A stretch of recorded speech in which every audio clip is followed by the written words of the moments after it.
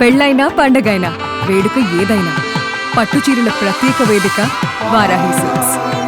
విమాన ప్రమాదాలకు సంబంధించినటువంటి కీలక డేటాని అందించేది బ్లాక్ బాక్స్. అసలు ఈ బ్లాక్ బాక్స్లో ఏముంటుంది? గుజరాత్లో జరిగినటువంటి విమాన ప్రమాదానికి సంబంధించి అత్యంత వేగంగా ఇన్వెస్టిగేషన్ టీమ్స్ అన్నీ కూడా కారణాలపైన అధ్యయనాన్ని అధ్యయనం చేపట్టేందుకు ప్రయత్నాలు చేస్తున్నాయి. కానీ బ్లాక్ బాక్స్ ఇంకా దొరకలేదు. ఇది ఇబ్బంది పెడుతున్నటువంటి అంశం, కలవర పెడుతున్నటువంటి అంశం. బ్లాక్ బాక్స్ దొరకనప్పటికీ కూడా డివిఆర్ అంటే డిజిటల్ వీడియో రికార్డర్ను మాత్రం రికవరీ చేసినట్టుగా అధికారులు చెప్పారు. దాంతోపాటు ఏటీఎస్ టీమ్స్ దీన్ని ఇన్వెస్టిగేట్ చేసేటువంటి పనిలో ఉన్నాయి. ఇక ప్రమాద ఘటన జరిగినటువంటి స్థలాన్ని పరిశీలించినటువంటి ప్రధానమంత్రి నరేంద్ర మోడీ ప్రత్యేకంగా విమానయాన శాఖ అధికారులు ఇన్వెస్టిగేషన్ టీమ్స్తో గుజరాత్లో అహ్మదాబాద్లో భేటీ అయ్యారు. ఇక్కడ కూడా ఎక్కువగా చర్చించింది బ్లాక్ బాక్స్ డేటా గురించి. బ్లాక్ బాక్స్లో ప్రధానంగా రెండు అంశాలు ఉంటాయి. బ్లాక్ బాక్స్ని కనుక సేకరించగలిగితే దీనికి సంబంధించి ప్రమాదానికి సంబంధించినటువంటి ప్రధాన కారణాలన్నీ కూడా వెలుగు చూసేటువంటి అవకాశం ఉంటుంది. బ్లాక్ బాక్స్ ఎలా ఉంటుంది ఒకసారి విశ్లేషిద్దాం మనం. బ్లాక్ బాక్స్ చూస్తే ఇది ఫ్లైట్ రికార్డర్ అనేటువంటి పేరుతో ఈ రెడ్ కలర్లో ఉండే బాక్స్ని వాడుకలో బ్లాక్ బాక్స్ అంటారు. సో దీనిలో నుంచే సమాచారం, ప్రమాదానికి సంబంధించిన ఘటనలు కావచ్చు, దానికి ముఖ్యంగా కాక్పిట్ వాయిస్ రికార్డర్ అనేది చాలా ముఖ్యమైనది. ఇందులో రెండు విభాగాలు ఉంటాయి. ఒకటి ఫ్లైట్ డేటా, ఫ్లైట్ ఫుటేజ్ అని చెప్పారంటారు. ఇప్పుడు టెక్నాలజీ మారింది కాబట్టి దీనిలో గతంలో ఓన్లీ వాయిస్ రికార్డర్స్ ఉండే, ఇప్పుడు డేటా మొత్తం కూడా ఇందులో స్టోర్ అయ్యేటువంటి వెసులుబాటు ఉంటుంది. ఇది కాకుండా ఫ్లైట్లోకి వచ్చేటువంటి వాళ్ళు, వెళ్ళేటువంటి వాళ్ళు, వీటికి సంబంధించినటువంటి రికార్డింగ్ ప్రాసెస్ కూడా ఉంటుంది. అది డివిఆర్లో, డిజిటల్ వీడియో రికార్డర్లో స్టోర్ అవుతుంది. బట్ బ్లాక్ బాక్స్ మాత్రం ఇది ఎక్కడ ఉంటుంది, ఏ ప్రాంతంలో ఉండొచ్చు, ఎలా దొరకవచ్చు, దాన్ని కూడా ఒకసారి విశ్లేషిద్దాం. బ్లాక్ బాక్స్లో ఉండేటువంటి రెండు ప్రధానమైన అంశాలు ఉంటాయని చెప్పాం. వాయిస్ రికార్డర్ అనేది, అలానే వాయిస్ రికార్డర్తో పాటు ఫ్లైట్ డేటా రికార్డర్, ఈ రెండు కూడా ముఖ్యమైనటువంటి ఇట్లా ఒక బాక్స్లో పెట్టేటువంటి చిన్న మెటీరియల్గా కనిపిస్తుంది. ఇందులో ఉండేటువంటి విడి భాగాలని ఒకసారి మనం చూస్తే కనుక ఇది ఇలాంటి బాక్స్లో ఫిక్స్ చేసిన తర్వాత ఇది టెయిల్ పార్ట్లో అంటే లాస్ట్లో విమానానికి సంబంధించినటువంటి చివరి క్యాబిన్ వద్ద ఉండేటువంటి ప్రాంతంలో స్టోర్ చేస్తారు. ఈ భారత ప్రాంతంలో స్టోర్ చేస్తారు. ఇప్పుడు విమాన ప్రమాదం జరిగినటువంటి ప్రాంతం ఇది అహ్మదాబాద్లో జరిగినటువంటి విమాన ప్రమాదంలో కాక్పిట్కి సంబంధించినటువంటి భాగం, అలానే విమానానికి మధ్య భాగం, నడి మధ్య భాగం అంతా కూడా ముక్కలు అయిపోయింది, బొగ్గి అయిపోయినటువంటి పరిస్థితి. కానీ back side tail end part మాత్రం ఈ విమాన ప్రమాదంలో ఎక్కడా కూడా డ్యామేజ్ కాలేదు. అంటే పూర్తిగా ధ్వంసమైంది కానీ మంటల్లో తగలబడినటువంటి పరిస్థితి మాత్రం లేదు. కాబట్టి బ్లాక్ బాక్స్ సేఫ్గానే ఉంటుందనేటువంటి అంచనా వేస్తున్నారు. ఈ బ్లాక్ బాక్స్ కనుక దొరికితే అందులో రికార్డ్ అయ్యేటువంటి వాయిస్ రికార్డర్ ద్వారా కాక్పిట్లో ఏం జరిగిందనేది తెలుసుకునేటువంటి అవకాశం ఉంటుంది. ఫ్లైట్ డేటాలో కూడా చాలా ముఖ్యమైనటువంటి అంశాలు ఉంటాయి కాబట్టి ఆ డేటాను కూడా బయటికి తీయడానికి స్కోప్ ఉంటుంది. ఇది కూడా ఈ కంపెనీ అంటే ఈ విమానాన్ని తయారు చేసినటువంటి బోయింగ్ కంపెనీ సమన్వయంతో చేయాల్సినటువంటి అవసరం ఉంటుంది. Investigation officers, Boeing company experts, వాళ్ళతో పాటు విదేశీ నిపుణులను కూడా ఇందులో భాగం చేయడం ద్వారా దీన్ని డీకోడ్ చేస్తారు.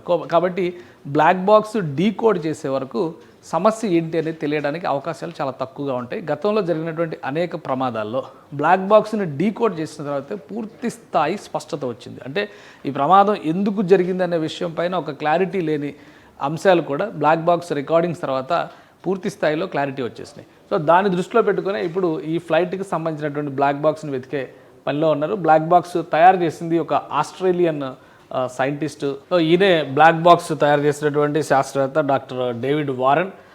ఆస్ట్రేలియాలో తరచూ జరుగుతున్నటువంటి విమాన ప్రమాదాలకి ఒక సొల్యూషన్ కనుక్కునేటువంటి క్రమంలోనే ఈ బ్లాక్ బాక్స్ తయారు చేశారు. తర్వాత ఇది ఆస్ట్రేలియా ప్రభుత్వం ఆమోదించింది. ఆస్ట్రేలియా ప్రభుత్వం దీన్ని అధికారికంగా విమానాల్లో 1950స్లోనే విమానాల్లో పెట్టడం ప్రారంభించింది.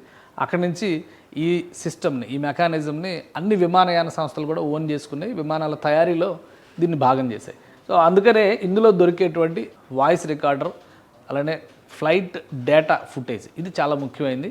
అంటే అప్పట్లో తయారు చేసినప్పుడు మామూలు రికార్డర్ మీదే ఫోకస్ పెట్టారు, ఎందుకంటే టెక్నాలజీ అప్పుడు అంతగా లేదు కాబట్టి. కానీ ఇప్పుడు పరిస్థితులు మొత్తం మారిపోయినాయి కాబట్టి ఇప్పుడు లెక్కలు దృష్టిలో పెట్టుకుని దానిలో మాడిఫికేషన్స్ వచ్చినాయి, చాలా చేంజెస్ వచ్చినాయి. చిప్ రికార్డింగ్ ప్రాసెస్ కూడా వచ్చింది. వీడియో ఫుటేజ్ కూడా కొన్ని ఫ్లైట్స్లో అంటే అడ్వాన్స్డ్ ఫ్లైట్స్లో వీడియో ఫుటేజ్ రికార్డింగ్స్ కూడా దొరుకుతాయి. అందుకనే అలా లేని పక్షంలో డివిఆర్ని, డిజిటల్ వీడియో రికార్డర్స్ అని చెప్పని కాక్పిట్లో ఫ్లైట్లోకి ఎంటర్ అయ్యేటువంటి ప్యాసింజర్స్ వెళ్ళేటువంటి మార్గాలు వీటన్నిటిని కూడా సీసీ కెమెరాల రూపంలో రికార్డింగ్ చేసి ఆ డేటాని స్టోర్ చేస్తున్నారు. సో ఇప్పుడు దీనికి సంబంధించినటువంటి ప్రధాన అంశం ఈ బ్లాక్ బాక్స్ని కనుక వెలికి తీస్తే వివరాలన్నీ బయటపడేటువంటి అవకాశం ఉంటుంది. అసలు బ్లాక్ బాక్స్లో ఉండేటువంటి ఎలిమెంట్స్ ఇది కూడా ఒకసారి మనం చూస్తే ఒక క్లారిటీ వస్తుంది. ఇందులో దీనికి ఒక స్పెషల్గా పవర్ సప్లై ఉండే విధంగా ఒక వ్యవస్థ ఉంటుంది కాక్పిట్లో. అదే మన టెయిల్ ఎండ్ పార్ట్లో చేసినటువంటి ఈ బ్లాక్ బాక్స్లో. అలానే దీనికి కాక్పిట్ వాయిస్ రికార్డర్, ఈ పార్ట్ అంతా కూడా వాయిస్ రికార్డింగ్ స్పేస్ అంతా ఉంచుతారు. అలానే ఇక్కడ flash memory, installation of thermal block అని చెప్పని ఇది పెట్టారు. ఇక్కడ నుంచి డేటా రికార్డ్ అయ్యేటువంటి అవకాశం కూడా ఉంటుంది. ఆ విధంగా ఒక డిజైన్ చేస్తారు. అండర్ వాటర్ లొకేషన్ బేకన్, అంటే ఒకవేళ నీళ్ళల్లోకి వెళితే కూడా ఇది డ్యామేజ్ అవ్వకుండా, వర్షంలో నీళ్ళల్లో ఎలా తడిచినా కానీ, వాతావరణ పరిస్థితులు ఏ విధంగా ఉన్నా కానీ ఇందులో ఉన్నటువంటి కంటెంట్ డ్యామేజ్ అవ్వకుండా ఉండేలాగా మొత్తం ప్రాసెస్ అంతా కూడా చేసి డిజైనింగ్ చేసి దీన్ని ఒక బాక్స్ రూపంలో ఫ్లైట్లో పొందుపరుస్తారు. అలానే 1000 డిగ్రీల సెంటీగ్రేడ్ ఉష్ణోగ్రతతో తగలబెట్టినప్పుడు కూడా లోపల కంటెంట్ డ్యామేజ్ అవ్వకుండా ఉండేలాగా దీన్ని డిజైన్ చేశారు. అయితే ఇక్కడ దురదృష్టం ఏంటంటే గుజరాత్లో జరిగినటువంటి ప్రమాదంలో 125,000 లీటర్ల ఇంధనం ఉన్నటువంటి విమానం ఇది. జస్ట్ అప్పుడే టేక్ ఆఫ్ అయ్యి 40 సెకండ్స్లో కూలిపోయింది. కాబట్టి అక్కడ తగలబడినటువంటి మంటల తీవ్రత కూడా చాలా ఎక్కువగా ఉంది. కొంతమంది చెప్తున్నటువంటి సమాచారం ప్రకారం ఆ ప్రాంతంలో పశుపక్షాదులన్నీ కూడా బుగ్గి అయిపోయినాయి అనేటువంటి మాటలు చెప్తున్నారు.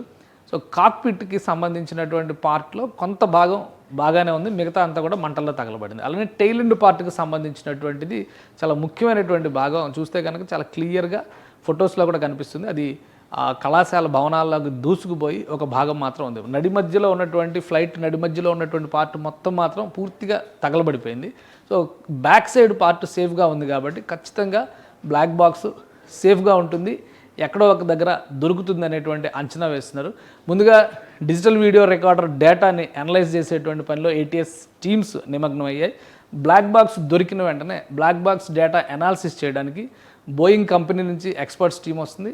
అలానే అమెరికా నుంచి ఫ్లైట్ కొలాప్స్కి సంబంధించినటువంటి స్టడీస్లో ఎక్స్పర్ట్స్ టీం ఒకటి వస్తుంది. బ్రిటిష్ ఎంబసీ అధికారులు ఆల్రెడీ విజిట్ చేశారు.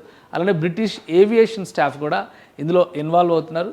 ఆల్రెడీ భారత ఏవియేషన్కి సంబంధించినటువంటి అంటే విమాన ప్రమాదాలకు సంబంధించినటువంటి విభాగం నుంచి ఎక్స్పర్ట్స్ కమిటీ అందులో ఉంది. ఒక హై లెవెల్ కమిటీని కూడా భారత ప్రభుత్వం ఏర్పాటు చేసింది.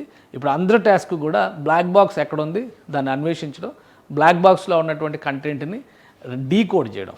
ఈ డీకోడింగ్లోనే చాలా అంశాలకి, చాలా సమస్యలకి పరిష్కారం వస్తుందని చెప్పని భావిస్తున్నారు.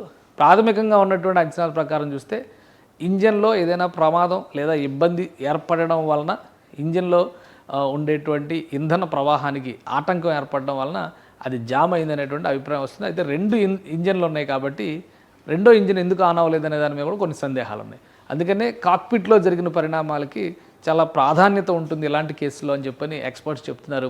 అసలు ఈ కేసు ఎలా సాల్వ్ చేయాలో అర్థం కాదు అనుకున్నటువంటి అంశాలకి కూడా కాక్పిట్లో ఇచ్చినటువంటి వాయిస్ రికార్డర్సే సొల్యూషన్స్ చూపించాయి అనేటువంటి నమ్మకం ఉంది. కాబట్టి ఇప్పుడు అందరి లక్ష్యం బ్లాక్ బాక్స్ని వెతికి పట్టుకోవడం. సుమన్ టీవీలో మీ పర్సనల్ అండ్ బిజినెస్ ప్రమోషన్స్ కోసం కింది నెంబర్కి కాంటాక్ట్ చేయండి.